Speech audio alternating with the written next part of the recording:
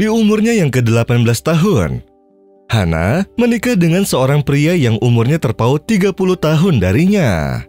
Itu semua ia lakukan karena dia ingin keluar dari rumah keluarganya, yang mana dia merasa bahwa hidup di rumahnya seakan seperti di penjara. Dia merasa bahwa perlakuan keluarganya itu seakan perlahan membunuhnya. Hana juga sempat menyangka bahwa suaminya akan mengajaknya berkeliling dunia serta memenuhi semua keinginannya. Dia tidak tahu bahwa setelah ia tinggal di rumah suaminya, ia juga akan merasa seakan masuk penjara lagi. Bahkan rasanya akan jauh lebih berat. Setelah menikah, saudari iparnya berkunjung ke rumahnya. Dan ketika sang kakak ipar mengetahui bahwa istrinya tidak menunaikan ibadah sholat serta tidak mengerti tentang agama, lalu dia pun memberi nasihat kepada kakaknya untuk menceraikan Hana. Sehingga sang suami pun menasehati istrinya, tetapi Hana tetap tidak mau mendengarkan ucapannya. Dan dengan banyak sebab, sang suami pun selalu menolak pergi keluar bersamanya karena dia merasa sudah tua. Dan dia juga tidak mengizinkan istrinya untuk pergi dengan teman-temannya, dan dia juga menyuruhnya untuk tetap di rumah setiap saat.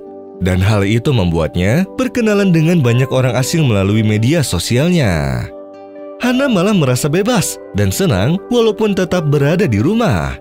Dia juga merasa hidup kembali, lalu dia menggunakan beberapa aplikasi media sosial lainnya. Sehingga terjadi sebuah perbuatan yang dilarang, yaitu Hana menjalin hubungan dengan orang asing. Dan hubungan ini dimulai dari perkenalan yang berakhir dengan penyesalan. Jika saja ia bijak dalam bersosial media, maka ia tidak akan menyesal.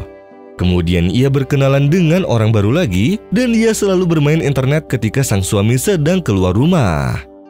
Dirinya juga mempassword pesan yang dia sampaikan maupun yang ia terima. Sampai suatu hari, sang suami merasa bahwa istrinya sudah tidak memperhatikannya lagi, baik dari segi perhatian maupun sikap lemah lembut dan lainnya. Bahkan dia tidak menjalankan hak-hak suaminya atau menyediakan makanan serta pakaian. Sehingga hal tersebut membuat sang suami mengancamnya dengan cara menceraikannya jika ia tidak merubah sikapnya seperti semula. Tetapi Hana malah bersikap seakan berpura-pura tidak tahu dan dia tetap bersikeras dengan kebiasaannya. Dia berpikir bahwa orang yang banyak berkenalan dengannya jauh lebih baik dibandingkan suaminya dan akan menikahinya. Ia bahkan memberanikan diri bahwa dia akan memilih salah satu di antaranya sebagai alternatif apabila suaminya menceraikannya.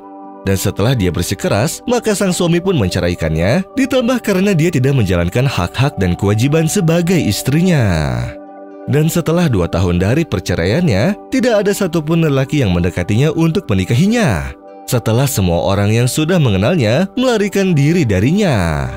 Dan pada akhirnya, dia pun tetap merasa seakan dipenjara di dalam rumah keluarganya.